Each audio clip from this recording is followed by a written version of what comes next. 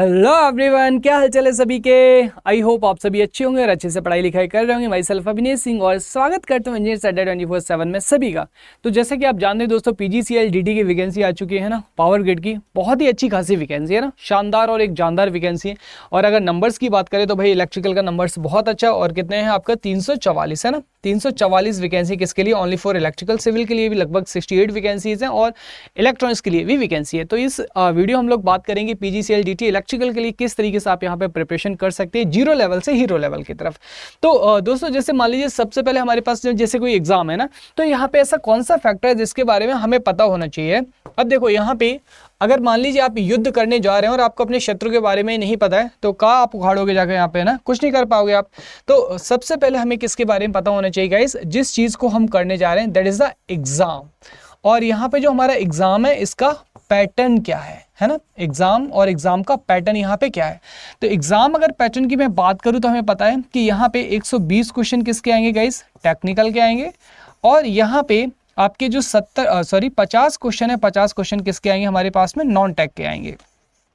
अब यहाँ पे सर इसका सिलेबस क्या होगा? सेकंड फैक्टर इसके अंदर क्या आता है? सिलेबस की। सर इसका सिलेबस क्या होगा? ये तो अच्छी बात है ना।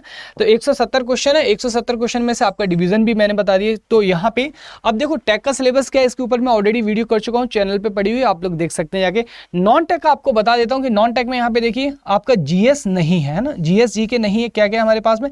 रीजनिंग, एप्टी और इंग्लिश। क्या क्या हमारे पास में? रीजनिंग, एप्टी और इंग्लिश आपके पास में, ठीक है। ये आपका सिलेबस है। और कितने क्वेश्चन आने यहाँ से? 50 क्वेश्चन हमारे को आना है। तो अब हमें क्या पता चल गया? एग्जाम पैटर्न पता चल गया सर, और यहाँ पे हमें जो सिलेबस है वो भी हमें पता चल गया, ठीक है। तो पहला फैक्टर यानी कि जो पहली सीढ़ी वो अपन ने चढ़ ली यहाँ पे। सेकंड बात करेंगे यहाँ पे टुवर्ड्स द प्रिपरेशन। सर अब हम प्रिपरेशन की तरफ कैसे मूव करें? अब देखिए यहाँ पे दो फैक्टर आते हैं। या तो आप यहाँ पे अभी फ्रेशर हैं, पहला फैक्टर है कि यहाँ पे अभी अभी आप कॉलेज से पास आउट हुए हैं, फ्रेशर हैं आप यहाँ पे। या फिर आप क्या कर रहे हैं? ऑलरेडी, है ना, ऑलरेडी आप यहाँ पे जंग के मैदान में है ना, ऑलरेडी इन बैटल, ठीक है। ऑलरेडी आप यहाँ पे प्रिपरेशन कर रहे हैं, या किसी भी चीज की वजह से अभी क्या हो रहा है, आपका जो सिलेक्शन है वो नहीं हो रहा है आपका, ठीक है। अब यहाँ पे दोनों ही बैटल में आएंगे भैया। तो अब आपको ना अपनी जो वीकनेस है और स्ट्रेंथ है इसके हिसाब से आपको चूज करना पड़ेगा कि आपके जो कॉन्सेप्ट है, कॉन्सेप्ट आपके क्या कहते हैं ना, आपके जो कॉन्सेप्ट है, कॉन्सेप्ट आपके क्या कहते हैं।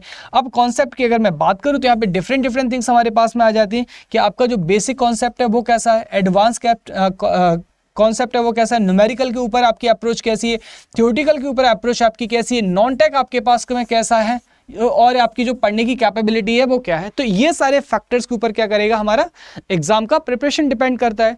अब यहाँ पे चलो ये भी अपन ने यहाँ पे कर लिए, सारी चीजें अपने को डाई आउट करा दी कि हाँ हमें पता है हमारी सर ये वीकनेस है, ये स्ट्रेंथ है, वीकनेस को अपन ने डाई आउट करा दिया। अब यहाँ पे बात करेंगे किसकी, कि एग्जाम के प्रिपरेशन स्टार्ट कैसे करें सर, ठीक है। तो यहाँ पे सबसे पहले हमें पता होना चाहिए इंपॉर्टेंट सब्जेक्ट है ना, और उसकी प्रिपरेशन कैसे करें। तो अब देखो अगर मैं बात करूँ यहाँ पे पीजीसीएल के एग्जाम की, तो सबसे ज्यादा जो हाईएस्ट वेटेज है वो हमारा कौन सा होता है? Basic electrical. अगर यहाँ पे बात करूँ हाईएस्ट वेटेज है ना, तो हाईएस्ट जो वेटेज सब्जेक्ट होता है हमारा वो कौन सा होता है आपका? Basic electrical. कितना होता है गाइस आपका? बेसिक इलेक्ट्रिकल, जिसे अपन नेटवर्क के नाम से भी जानते हैं। तो यहाँ से आप स्टार्ट कीजिए ना, और जो बेसिक कॉन्सेप्ट है, बेसिक कॉन्सेप्ट के साथ में आप स्टार्ट कीजिएगा। उसके बाद में आगे बढ़ते जाइएगा, और नेक्स्ट आप यहाँ पे क्या करेंगे? मशीन है, मशीन को पढ़िएगा, पावर सिस्टम को पढ़िएगा, बेसिक इलेक्ट्रॉनिक्स को पढ़िएगा, यहाँ पे बेसिक इलेक्ट्रॉनिक्स को पढ़िएगा, ठीक है। और उसके बाद में जो मेजरमेंट है इसको करिएगा यहाँ पे। तो इस तरीके से आप क्या करेंगे? टुवर्ड्स एग्जाम क्या करेंगे? अपनी अप्रोच बनाएंगे। प्रीवियस ईयर क्वेश्चन देखें, जिसके ऊपर मैं बहुत जल्दी सेशन लाने वाला हूँ इसी चैनल पे, तो सो दैट आपको सिंक्रोनाइजेशन पता चल जाएगा कि यहाँ पे जो हमारा सिलेबस है, और सिलेबस और जो प्रीवियस ईयर क्वेश्चंस है इसके बीच में क्या सिंक्रोनाइजेशन है और लेवल क्या है हमारा एग्जाम का, ठीक है। तो यहाँ से ये चीजें आपको पता चल जाएंगी। अब उसके बाद देखिए गाइस, यहाँ पे अगर आप सेल्फ कर रहे हैं वेल एंड गुड, करते रहिएगा। लेकिन अगर आपको लगता है कि आपका वो लेवल नहीं है, ये किसी वजह से एग्जाम में आप सिलेक्ट नहीं हो पा रहे हैं, तो गाइस 344 एक बहुत बड़ी वैकेंसी होती है ना, गलती से भी इसको जाने मत दीजिएगा। ऐसी वैकेंसी बार बार नहीं आती, गवर्नमेंट जॉब की हालत वैसे खराब है। तो यहाँ पे पीजीसीएल का टारगेटेड बैच हम लोग लेकर आए, जिसमें मेरी गाइडेंस में आप पढ़ेंगे, और मशीन, पावर सिस्टम, मेजरमेंट जैसे सब्जेक्ट्स के साथ में मैं खुद डील करता हूँ। और यहाँ पे पावर सिस्टम, मशीन ना आपके बाबू शोना हो जाएंगे, आपको प्यार हो जाएगा उनसे।